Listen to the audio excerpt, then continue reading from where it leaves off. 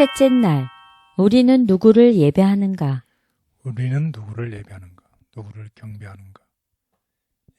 다른 말로 제목을 달아보면 결국 누구를 예배해야 되나요? 하나님께 드리는 경배에 우리는 충성을 해야 된다는 것입니다. 우리 전 시간에도 배웠지만 짐승의 표를 받지 않는 자는 어떤 불이익을 당할까요? 우리 다시 한번 성경절을 통해서 확인해 보겠습니다. 계시록 13장 13절. 큰 이적을 행하되 심지어 사람들 앞에서 불이 하늘로부터 땅에 내려오게 하고 짐승 앞에서 받은 바 이적을 행함으로 땅에 거하는 자들을 미혹하며 땅에 거하는 자들에게 이르기를 칼에 상하였다가 살아난 짐승을 위하여 우상을 만들라 하더라. 그가 권세를 받아 그 짐승의 우상에게 생기를 주어 그 짐승의 우상으로 말하게 하고 또 짐승의 우상에게 경배하지 아니하는 자는 몇이든지 다 죽이게 하더라. 그가 모든 자, 곧 작은 자나 큰 자나 부자나 가난한 자나 자유인이나 종들에게 그 오른손에나 이마에 표를 받게 하고 누구든지 이 표를 가진 자 외에는 매매를 못하게 하니 이 표는 곧 짐승의 이름이나 그 이름의 수라. 짐승의 표를 받지 않는 자는 15절에 보면 뭐라고 되어 있나요? 다 죽게 된다고. 다 죽인다는 말씀을 하신 거죠. 그 다음에 짐승의 표를 받지 않고는 17절에 보면은 뭘 못하게 한다는 것인가요? 매매요. 경제 활동을 못하게 한다는 뜻이죠. 네. 그래서 마지막 날에 예배를 둘러싼 대쟁투가 극적으로 전개될 것이라는 것입니다. 그러면 그 창조주를 경배할 것인가 아니면 창조주 외에 짐승과 그 위생에 경배할 것인가 이 선택에 달려있다는 거죠. 그러면 이 선택에서 중립지대는 없다는 거죠.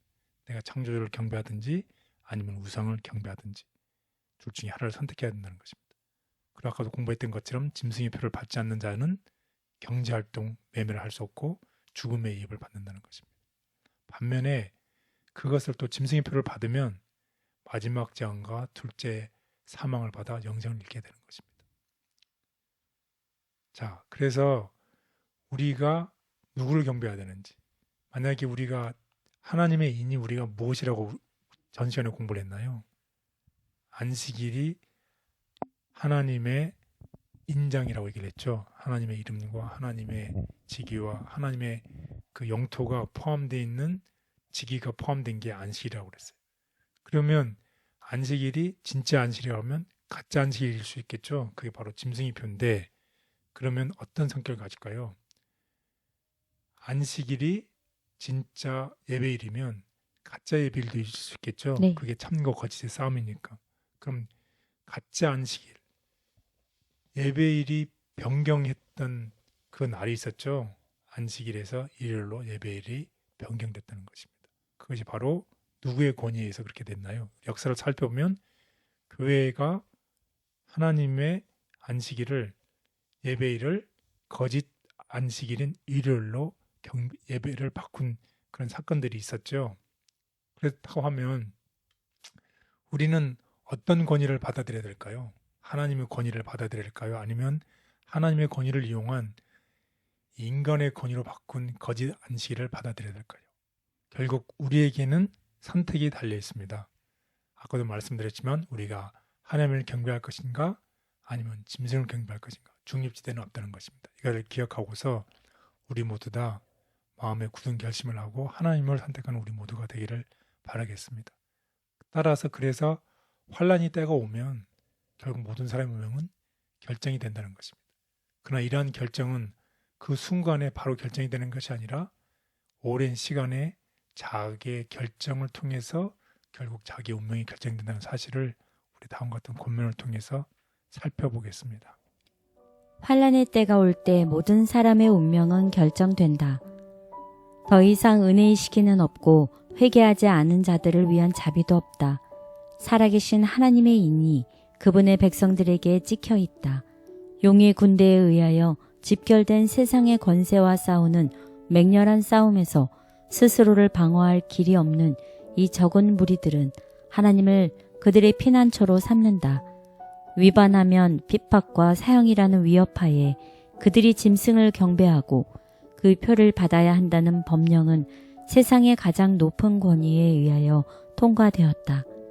용기, 불굴의 인내, 믿음, 구원하시는 하나님의 능력을 무조건 신뢰하는 것 등은 순간적으로 주어지지 않는다. 이 하늘의 덕성들은 단연간의 경험에서 얻어진다. 거룩한 노력의 생애와 의에 대한 확고한 집착으로 하나님의 자녀들은 그들의 운명을 인쳤다. 무수한 유혹에 둘러싸인 그들은 저항하지 않으면 정복당할 수밖에 없다는 것을 알았다. 그들은 완수해야 할 큰 사업이 있다는 것과 언제 그들의 갑옷을 벗으라는 요구를 받을지도 모른다고 느꼈다. 그러므로 그들이 사업을 완수하지 못한 채 생애의 종말을 맞게 되면 영원히 잃어버린 바 될 것이다. 그들은 마치 최초의 제자들이 예수님의 입술에서 받은 것처럼 하늘에서 온 빛을 열렬하게 받았다. 그 초기 그리스도인들이 산과 광야로 추방되었을 때 지하 감옥에 들어가 기아와 추위와 고문으로 죽게 되었을 때 순교만이 그들의 고통에서 벗어나는 유일의 길인 것처럼 보였을 때 그들은 그들을 위하여 십자가에 달리신 그리스도를 위하여 고난받기에 합당한 자로 인정받은 것을 기뻐했다. 그들의 귀중한 모본은 이전에 결코 없었던 환난의 때를 당하게 될 하나님의 백성에게 위로와 용기가 될 것이다. 사탄은 창조와 경배의 근간인 안식일을 폐함으로 자신의 권위가 그분보다 더 크다고 할 것이다. 그는 인류의 악한 성향을 부추겨 이를 강요하게 할 것이다. 영원의 경계선에서 이러한 때에 하늘의 하나님께 충성하는 것보다 그들에게 더 중요한 것이 무엇이겠는가? 각 시대를 통하여 하나님은 요셉과 엘리야와 다니엘과 같이 자신이 하나님의 특별한 백성임을 고백하기 부끄러워 아니하는 도덕적 영웅들을 가지고 있었으며 지금도 가지고 계신다. 행동하는 이들의 노력에는 하나님의 특별한 축복이 따른다. 그들은 의무의 노선에서 벗어나지 않고 거룩한 힘을 가지고 누가 여호와의 편에 있는 자냐고 물을 수 있는 사람들이다. 사탄이 놓은 올무에서 벗어날 수 있기를 원합니다. 하나님보다 다른 것을 높이는 우리의 잘못에서 건져 주옵소서. 무엇보다 하나님의 인치심을 받기를 원합니다. 마음과 행동이 하나님께 속한 자 되어 하나님의 인을 받을 수 있게 하옵소서. 예수님의 이름으로 기도드렸습니다. 아멘.